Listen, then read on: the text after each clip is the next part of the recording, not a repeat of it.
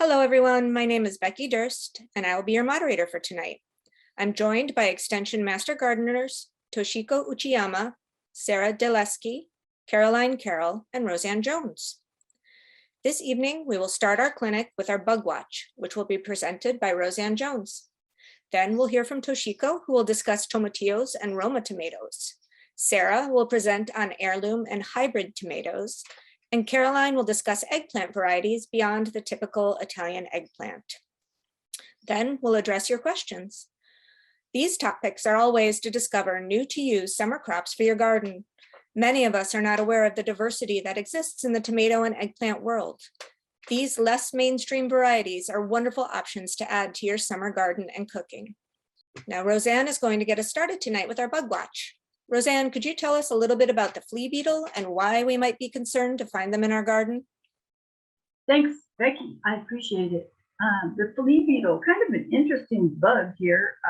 It's aptly named because it is beetle, but it's small and flea-like in appearance.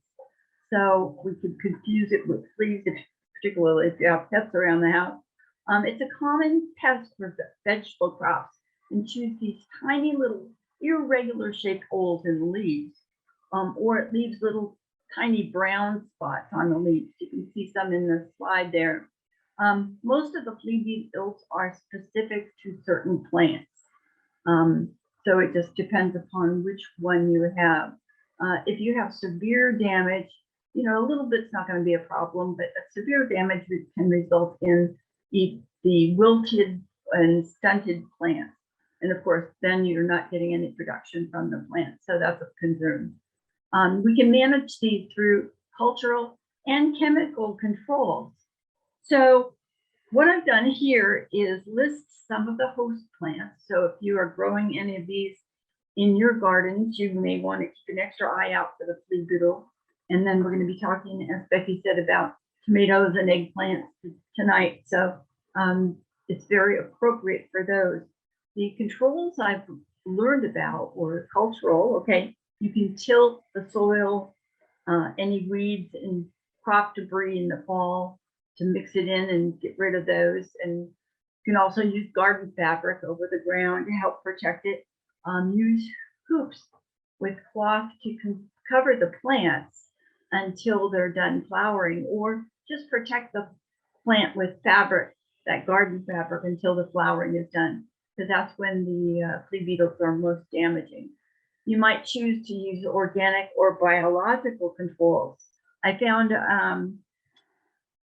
this indicated as dusting the plant with a diatomaceous earth, which is known as DE. Kind of an interesting product. It's all natural product made from aquatic plant fossils. So it is organic. But if you're going to use this, be sure to purchase the food grade DE, because apparently there is a form of it is used in swimming pools and other things. And obviously you don't want that type. You want the food grade one. And this product is great because it doesn't harm any worms or any of the beneficial microorganisms that we want in our garden. Okay, chemically, we can treat the plants with a registered insecticide if you find they're in damaging numbers. You can refer to the pest management guide that you can find on the Fairfax County Master Gardener website, okay, 2022.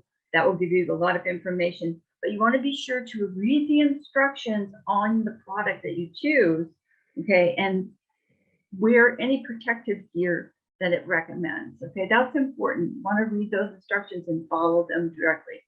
All right, so that's what I have on the flea beetle. And back to you, Becky.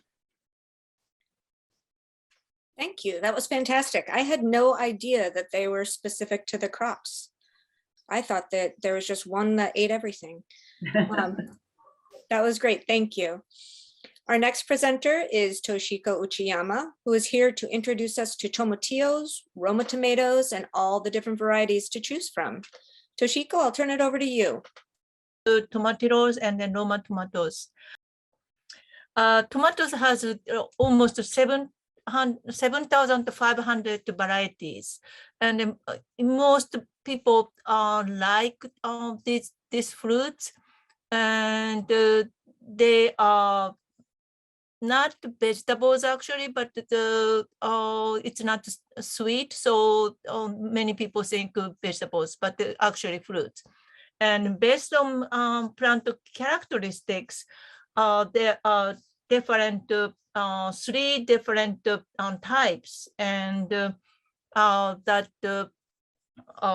what determinate and the indeterminate means is determinate is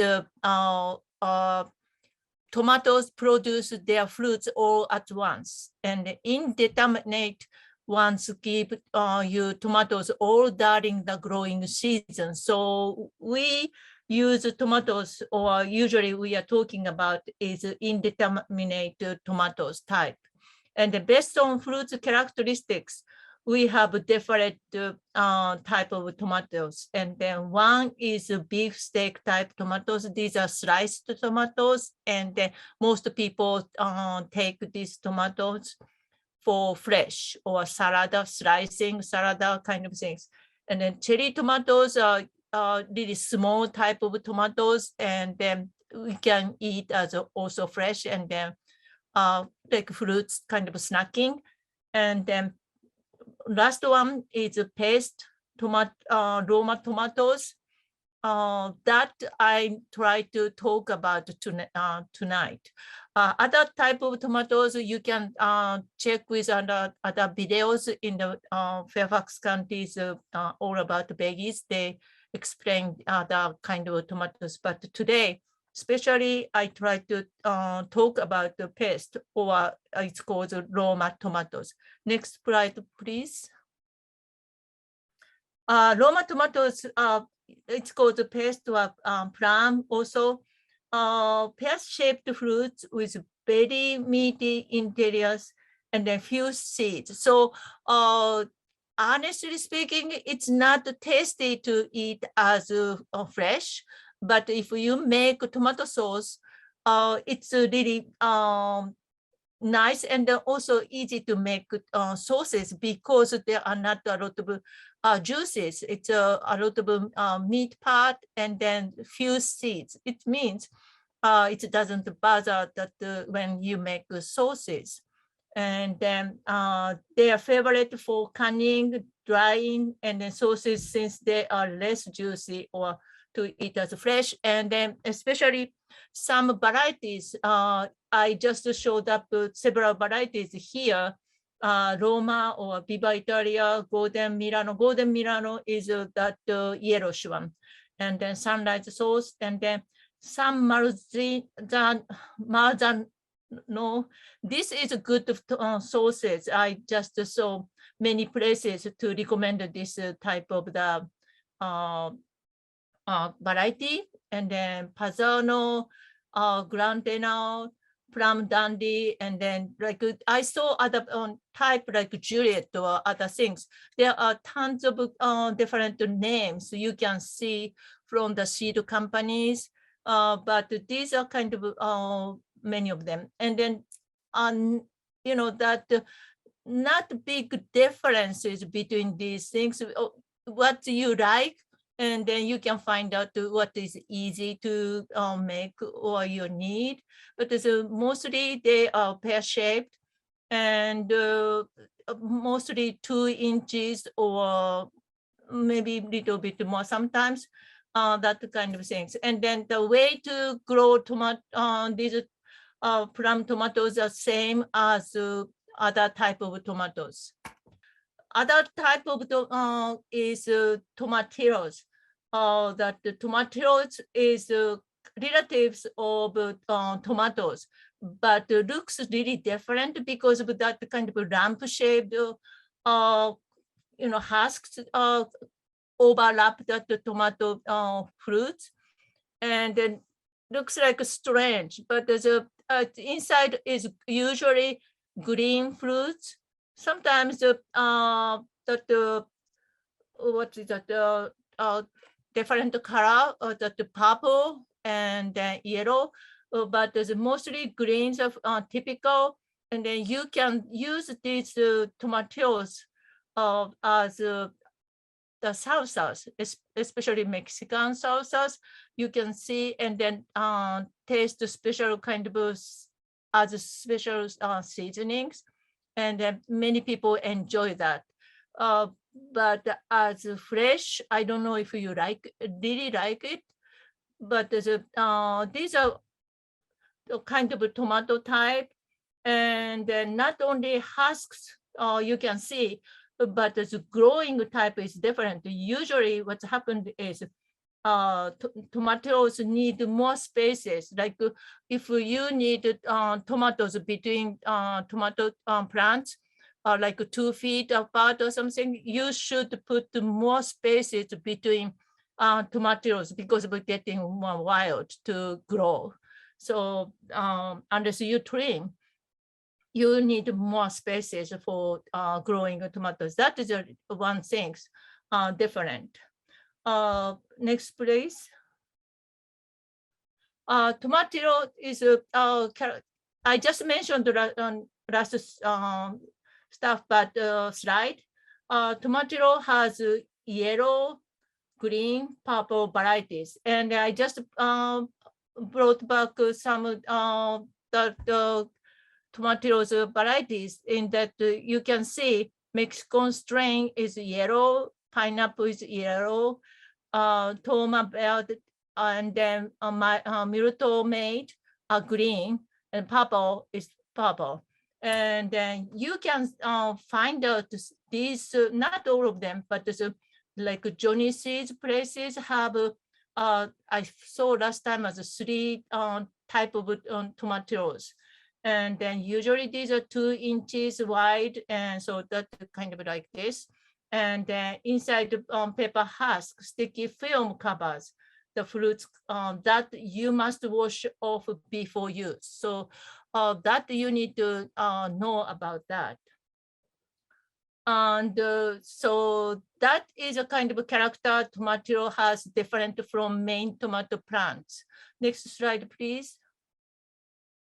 These are all references. You can see more references, but there's all these Roma tomatoes or Tomatillos have some special character than main hybrid or beefsteak tomatoes. So the growing style is just about the same, but there's a, just your, if you like this taste, it's really nice to have your own, and then can pick up from your vegetable plot or container, and then it's really handy, and it's not yet late. So it's still time to grow. So you can just get these, seed is a little bit too late, but there's a plants are still sold in the many places, so you can grab some of them and hope you can enjoy. That's it. Thank you very much. And Becky. All right, Roseanne, are there any questions for Toshiko? No, we had no questions, but I wanted to add something here out of just something cool that happened to me. I was growing tomatillos one year, and apparently some of the husks fell into the dirt, and I didn't pay any attention until the end of the season when I was cleaning up. And a couple of them, all that was left was the veining on them. The leaf part had, just broken down. And so I had a flower out of these veined leaves. And I thought, for somebody who was very craftsy and interested in things like that, these would be beautiful to work with. I'm going to try and do it this year, but I just thought I would share that because they are gorgeous. They are. I have seen those, and they're just all skeletonized. They're very like see-through and ethereal. They're beautiful. You're right. I also had no idea that there was a yellow variety of tomatillo. So now I need to look for that, because I knew about purple and I knew a couple greens, but I didn't know about the yellow. And so that's something new I'm definitely going to try. All right. Thank you, Roseanne. And thanks, Toshiko. Our next presenter is Sarah Dalewski, who will talk about some delicious heirloom and hybrid tomato varieties that'll add some fun to your garden this year. So Sarah, I'll turn things over to you. Okay. Thank you. So I'm going to talk about the differences between heirloom and hybrid tomatoes, some of the ones that I like to grow, and some of my strategies for picking them out. So to begin with, what are heirloom tomatoes? So one thing I've learned is there is no official term for or definition for heirloom tomatoes. Unlike the word organic, there's no regulated definition. And when you purchase heirloom tomatoes, either plants or the fresh vegetable at a market, you can't assume things like that they're organic or local. So it's always good to ask whoever you're buying them from. I think that they're wonderful because they are real living examples of biodiversity, aside from being incredibly tasty. So what are their characteristics? They're open pollinated. That means they're pollinated by insects or the wind or by people manually pollinating them. And they are non-hybrid cultivars, and they're said to breed true. That means the seeds produce the same tomato time after time as the parents. The seeds from the tomatoes produce the same thing. Next slide. There are 4 types of heirloom tomatoes. Family heirlooms are passed down, and you can see these when you buy seeds or look at heirloom tomatoes in any of the seed catalogs. These are some of the ones I use, but I'll show you those in a bit. Family heirlooms are passed down from generation to generation. Commercial heirlooms are open pollinated varieties with more than 50 years in circulation. There is actually a catalog called mystery heirlooms that are produced by natural cross-pollination of heirloom varieties, and created heirlooms, which are intentional crosses. So what are the characteristics of heirloom tomatoes? They're usually frail. They usually have more thin skin than other tomatoes. In my house, I know that I can leave an heirloom tomato on the counter, usually only a day or two, and then it starts to go. They're very easily damaged, so they're more difficult to ship and to move to stores. They have lots and lots of variety, colors, shapes, sizes, and even on the same plant, you'll find that the same plant can have tomatoes that are larger, tomatoes that are smaller. And they typically have much better flavor than hybrid cultivars. The reason I grow the specific heirlooms that I do is because I love the flavor of them, can't give it up. Why are they different? They're missing a genetic mutation that gives other tomatoes uniform color and shape. Next slide. So growing them, it can be more work. Heirloom tomatoes are indeterminate in addition to the characteristics that Toshiko described for indeterminate tomatoes. That means that they keep on growing so they can become quite large. They will need caging, staking, or pruning of the little suckers that grow between the tomato vines. In my experience and from what I've read on other places, so I know it's not just me, they have lower yields.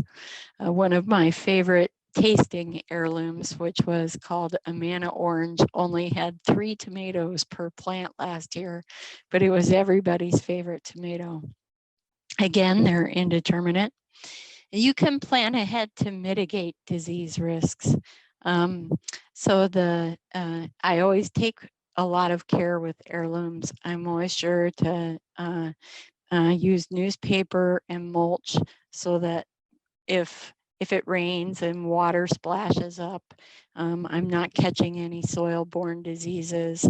I'm always careful to cage them so that they're up off the ground. I'm always careful to prune the lower leaves off. Things like that you can do to mitigate disease risks with heirloom tomatoes. Next slide. And these are some of my favorite varieties.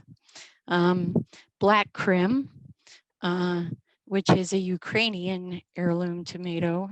It's very similar to the Cherokee purple that people talk about, except it has, to me, a more balanced flavor, and the Cherokee purple is a little more tart, but they're very similar.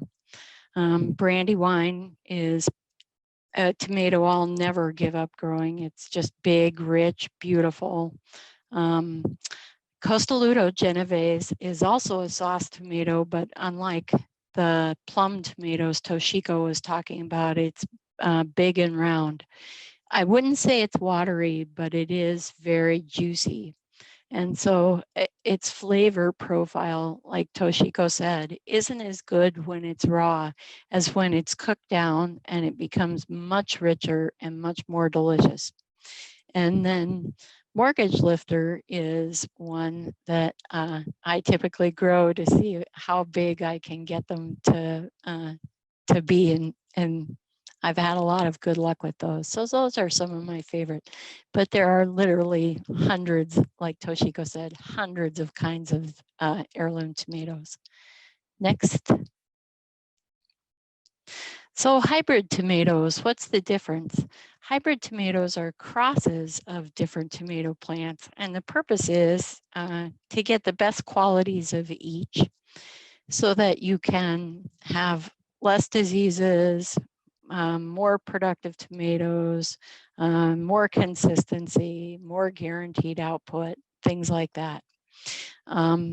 You can't, I guess I see a lot of people ask me about hybrid tomatoes, and they assume that they're all genetically modified. They're not, or that they're not organic, and that's not the case either. It's just that they're hybrids so that they are bred to get these desired characteristics.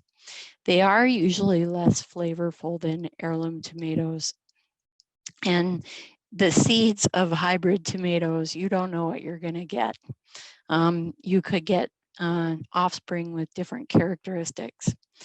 People ask me about saving seeds a lot, and here is what I've learned over time. I don't know of anybody with a home garden who has enough room to actually guarantee that they're not going to cross-pollinate their tomatoes, because we have limited space around here, and I think it takes a great deal of space to do that. I still have saved seeds and gotten some interesting things, but I think that is a whole scientific offshoot that takes a lot of work. Next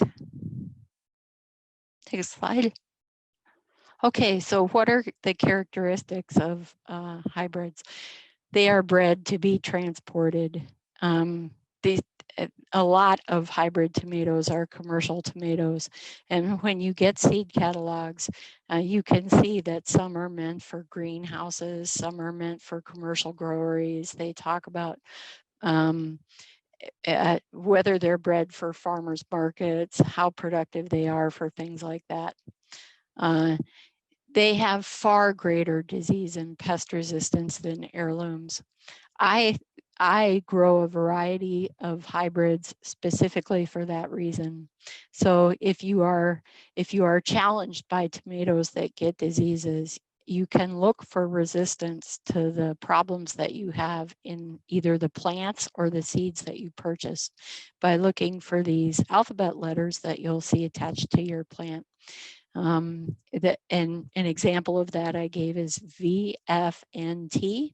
The V in that means that your tomato plant or seed is resistant to verticillium. The F is fusarium. N would be resistant to nematodes, and T would be resistant to tobacco mosaic virus. There's other alphabet letters that they'll add on to there too now. I've seen tomatoes that are resistant to alternaria. I don't think I've seen ones, I can't remember the name of this now, but last year I had a problem with some some other issues, and I haven't found a tomato that's resistant to everything. But if you get a good alphabet soup of letters, you'll have more resistance. So the fruits, the other characteristic of these, the fruits have more uniform size, shape, and color. When I grew Juliet, it was exactly the same every single tomato on that plant. They mature more quickly, and as we talked about, they typically have less flavor than heirlooms. Next slide. So growing them, the good part about hybrids to me is that you can choose varieties that are resistant to your specific growing problems, or that will work with the situations that you have. If you have a shorter growing day, you could get a smaller tomato that will ripen in time. If you have to grow in a container and you can't grow in the ground, you can find a hybrid that grows well in a container. If you have specific disease issues that you've identified where you're growing, you can find tomatoes that are resistant to that. The other thing is they have higher yields. So where I only got 3 of the Amana orange tomatoes, for some of my hybrids, I might have had between 40 and 90 tomatoes on those plants, which was really nice for salsa time. They're usually determinate, but they may be indeterminate. So check your plants when you're planning the space that you need to grow.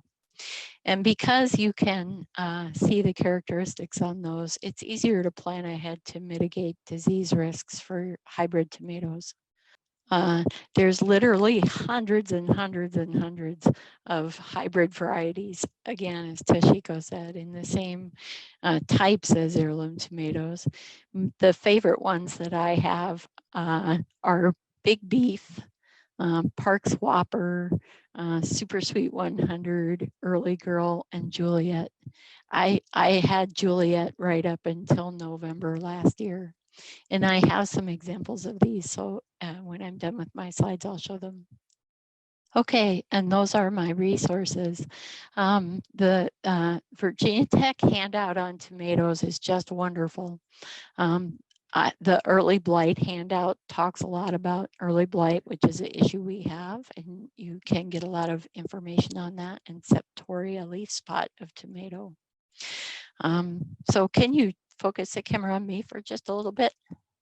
So I want to show some examples of things that I grew last year and why. So of these carbony dark tomatoes that everybody loves, and this is, I picked up some at the supermarket just to show an example. See how they're dark on the shoulder of the tomato and red on the, more red on the underside of the tomato. I get the feeling that this one is probably a Cherokee purple, but it might be a black crim. I wouldn't know until I tasted it, but I've grown both of these. So this was my seed packet for the Cherokee purple. So you can see it looks very similar.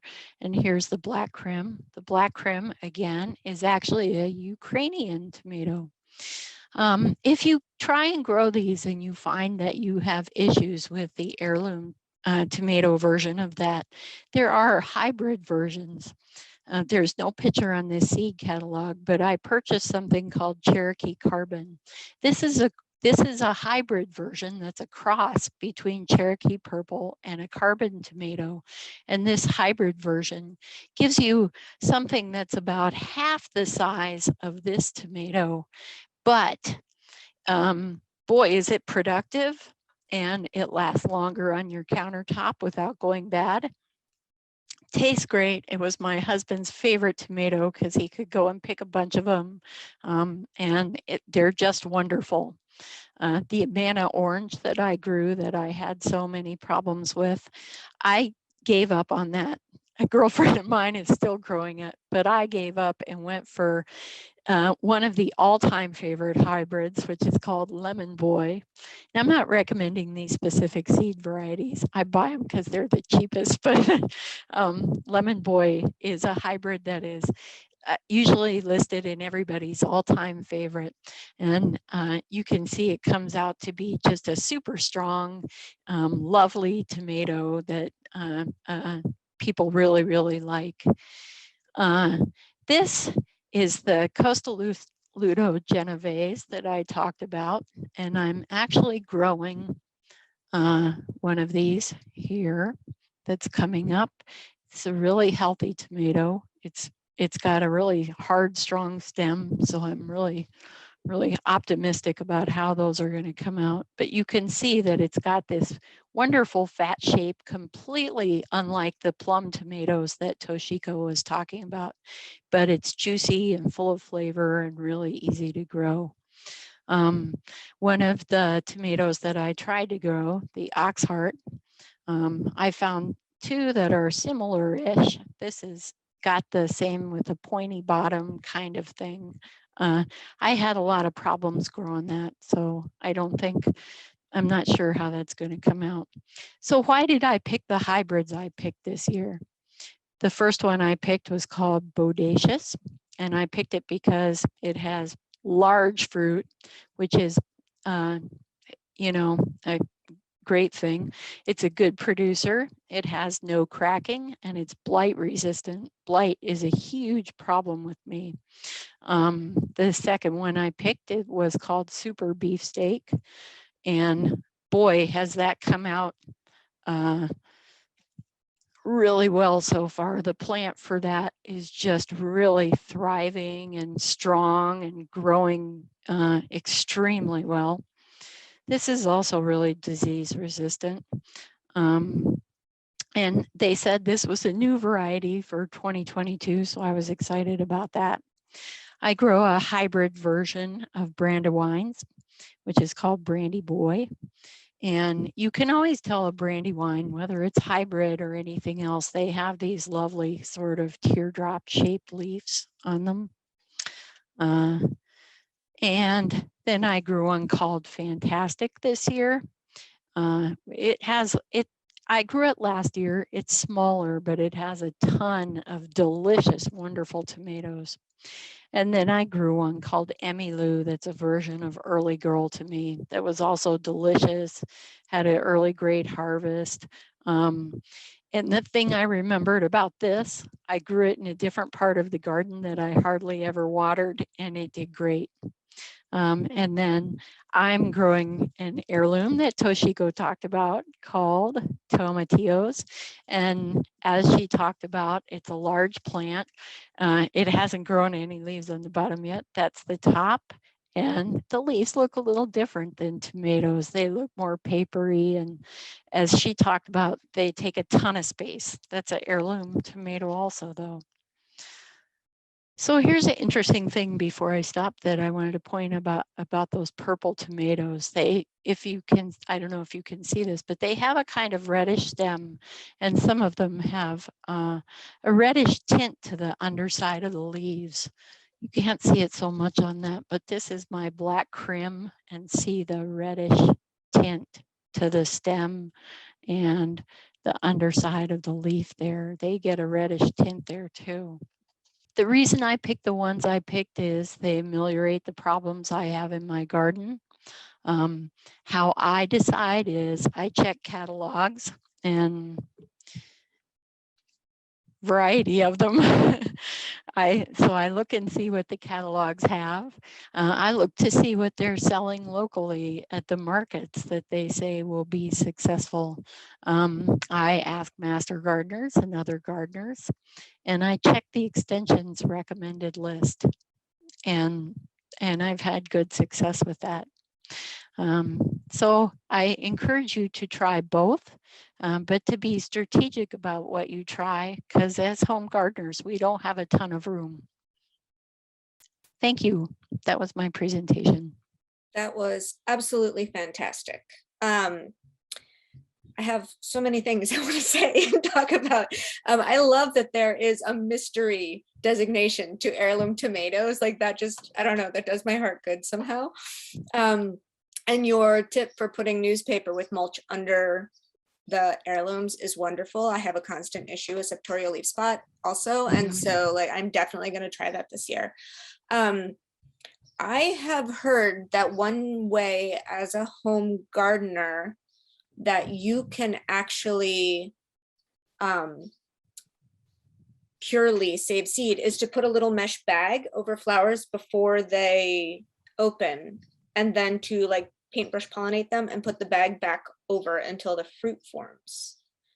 It seems like a lot of very picky work. Do you think, I mean, how fine would the mesh have to be that the pollen from other plants wouldn't come through? Like, I mean, how successful do you think that would actually be? I don't even try to save seeds. Our president has saved seeds, Brian Kaiser, but he has a very large garden. For me, it's so windy. I just don't, I have no hope of anything coming through like that. Plus, I'm going to admit, I have so much fun buying seeds and buying a couple of plants and fixing things that went wrong the year before. So I really don't try and save seeds. But what are you out if you try and save seeds and you get something that's not exactly as predicted? You know, if you're willing to try it and see what you get and you have the room to do it, I think it's great. Go for it. But for me, I just don't know enough about it, and I'm not a breeder. Sarah, I think that Toshiko has a question for you. Okay. Toshiko, go ahead and just ask it. Okay. I have just a question. Since you have experiences with a lot of variety of tomatoes, and if you, especially you mentioned like black something, you know, like black cream or Brandywine or these kind of dark colored tomatoes, are they more taste more kind of how can I say that the taste different from regular like beefsteak or big boy or the big girl kind of things? Or do you know this difference?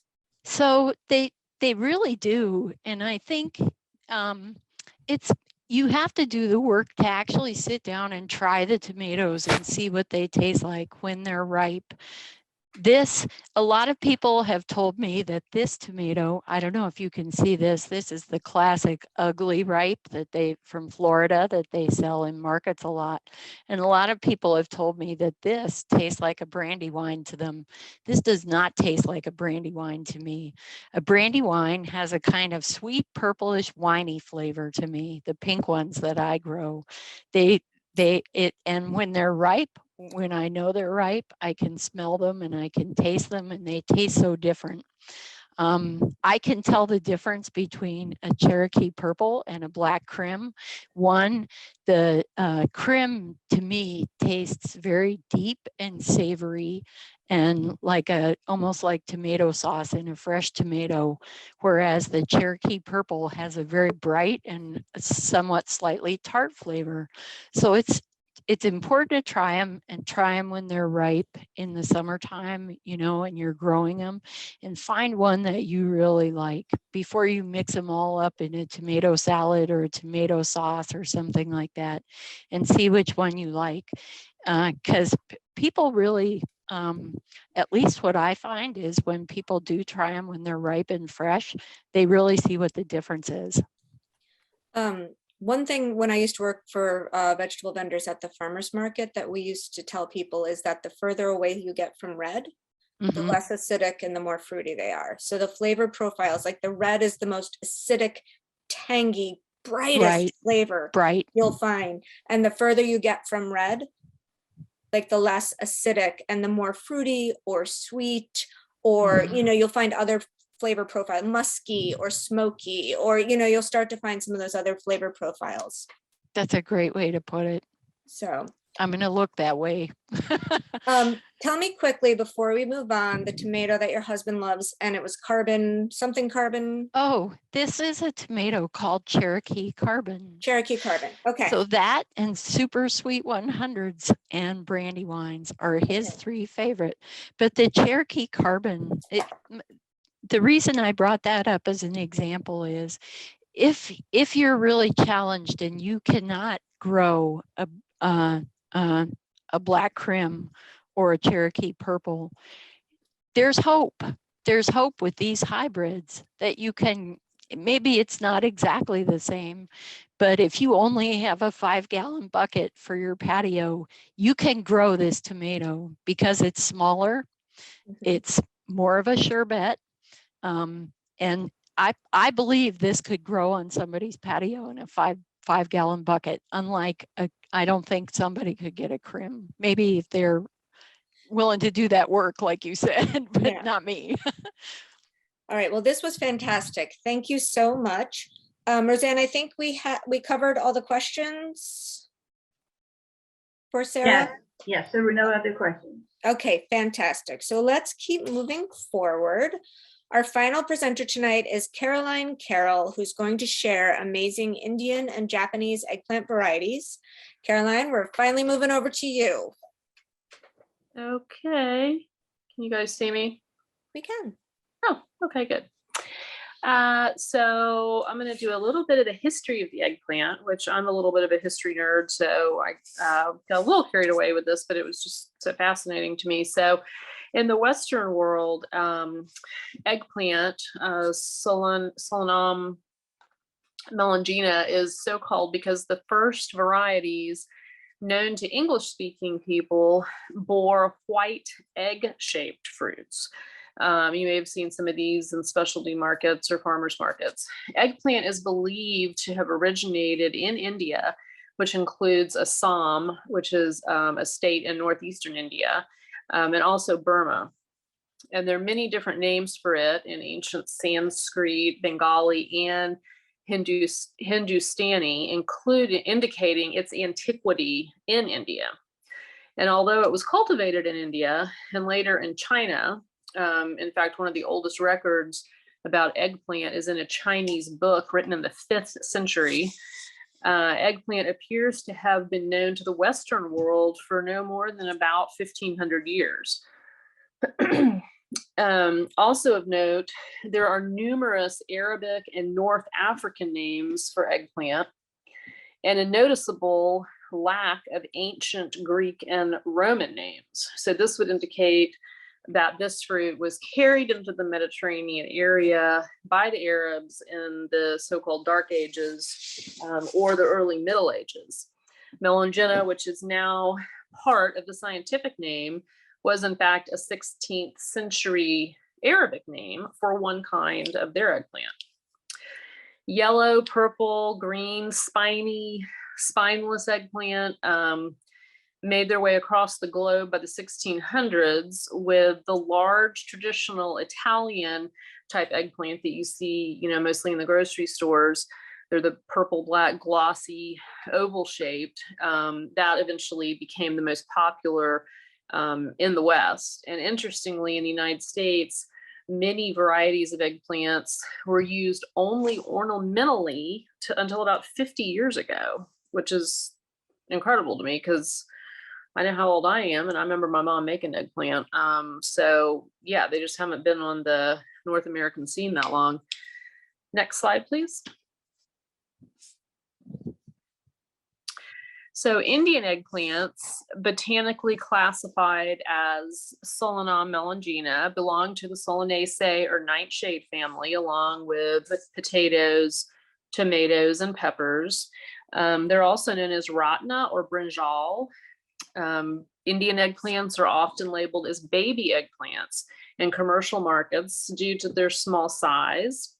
Indian eggplants are similar in appearance to the popular Italian variety, but they're smaller in size and they're much sweeter in flavor. Known as the king of vegetables in India, brinjal is featured in the dishes of virtually every household in India. It's very low in calories, it's high in nutrition. The fruit has a very high water content, is an excellent source of fiber. It's a good source of calcium, phosphorus, folate, vitamins B and C. And interestingly, it's also used in Ayurvedic medicine, which is an ancient Indian holistic medical system to treat diabetes, hypertension, and obesity. And in some rural areas, dried brinjal shoots are even used as fuel. And there was this one quote I read, it said, "This humble vegetable is embedded in the culture of India, not only in cuisine and medicine, but also even in their folk music." So a very important vegetable to India. Next slide, please. So Japanese eggplant can also be small, like the Indian eggplant. It is the third or fourth most important vegetable in Japan after the sweet potato, the radish, and the Chinese cabbage. Japanese eggplant and most Asian eggplants, in fact, vary greatly in color and shape, and range from, I mean, there were so many pictures, from elongated, oval, round, purple, lavender, red, orange, white, green. Like I said earlier, some with spines, some without spines. And Japanese eggplant, including the Ichiban variety and the Pingtong Long variety, are popular in this area, and they have thinner skins and more delicate flavor than the traditional Italian eggplant. And they're also a little bit creamier in consistency. Next slide, please. So just some general information about growing eggplant here in Northern Virginia. You can plant or transplant eggplant when there's no danger of frost and the soil is thoroughly warm, and it really does need to be thoroughly warm. Eggplant does not like cold weather. The nighttime temperatures should not be below 70 degrees. I read a couple of places you could go as low as 55 or 60, but some of the more experienced gardeners had told me really, 60, 65 degrees, you're safer at night. You might still get eggplant, but they could be stunted in growth, not as much fruit, etc. And the eggplant is a very tender annual. It thrives in full sun, and full sun, and can be easily destroyed or badly stunted in growth if it's planted too early in the season. Do a soil test to ensure your pH is between 6 and 7, and it's very well drained and high in organic matter. Plants should be at least 18 to 24 inches apart. And eggplants also surprisingly do well in containers. Use a 5-gallon container for one plant. You wouldn't want to do more than one plant because they do get to be kind of gangly and large. Mature fruits should not be left on the plant, as this will reduce overall productivity. And you can judge the maturation by slightly pressing a thumbnail into the side of the eggplant. And if there's an indentation left, the fruit is ripe and it's ready to be harvested. Indian and Japanese varieties will be smaller than traditional eggplant, maybe long and slender, and some of them are actually no bigger in diameter than a finger or a hot dog, which I read in a couple of places. You can actually grill those eggplants whole, and I've never done that, but I have seen that before, and they look really good. But I really like eggplant. Some common problems include verticulum wilt, and one of the things you can do to mitigate this problem is rotation of the crop. So don't plant in the same place that you planted, say, this year, next year. So do something else there, like peas or some other crop. Flea beetles, aphids, lace bugs, the Colorado potato beetle, red spider mites, and whiteflies. And next slide, please. So if you haven't tried eating eggplant, or Japanese, particularly Indian eggplant or Japanese eggplant, you're really missing out on a treat. And some of them you can also pickle. And I also forgot to mention that many of them also have a lot less seeds than the more traditional larger eggplant. So if you're not a seed, you don't like biting into seeds, then this would definitely be the way to go. I have not seen that many Indian or Japanese eggplants in the regular grocery stores, but I know some of the specialty grocery stores have them. Oh, here it goes. Interestingly enough, I just went and looked around just to see what types of seeds are sold in some of our local nurseries, and there weren't a lot, but there's this one pack, it's called the Asian Trio, and I believe these are hybrids, and there's a lot of hybrids of eggplants to try also. But you probably are going to have to go to a farmer's market or a specialty store or grow it yourself. And what else do I have? I think, the best way to grill is a little bit of olive oil. You can do a little summer saute like a ratatouille with some tomatoes and squash, which I've done with regular eggplant. And I am going to try it this summer with some Indian and Japanese eggplant as well. That was wonderful. Thank you. I love learning the history. I find the history of food fascinating, especially considering once trade routes were established, what went back and forth, what went from place to place, how did it get there? And eggplant is one of those that really, it exists in so many cultural cuisines that it's just kind of fascinating. That was wonderful. Do we have any questions for Caroline in the chat box? Following Caroline's wonderful recipe tips and stuff like that, I actually compiled some recipes for tomatoes, tomatillos, and eggplant that I will go ahead and put in the chat box right now. Yeah, since I'm Japanese and I'm familiar with the Japanese eggplant, that the texture of eggplant is different from American or Italian eggplant. Japanese eggplants or Chinese eggplants are more textured. For me, American or Italian eggplants are kind of mushy for me. No, it's true. And I mean, eggplant, the thick, round Italian eggplant I find needs to be cooked perfectly to not be mushy and lose its chew. But also I think Japanese eggplant and the Indian varieties tend to be less bitter or tend to develop less bitterness. So I know the Italian, if you pick them a little late, that can get really bitter, but the Japanese varieties I think are more forgiving and they don't get as bitter as the Italian varieties. Yeah, and then also Japanese eggplant, I don't know other kind of eggplant, but I always grow Japanese eggplant only, but they until the end of October or something until frost comes. Right. So. And I do know that they sell a lot of fun varieties at the farmers markets. Sarah pointed out that eggplant is classic in Greek cooking also. So it really is just such a worldwide ingredient. Mm-hmm. Okay, so before we wrap up, we have been talking about garden journaling throughout this garden season. Garden journaling can help you track what works, what doesn't, what bugs you may see in your garden, growing patterns, weather patterns, or any other diseases or insect damage your plants may experience. We are encouraging all participants in these clinics to try out a garden journal.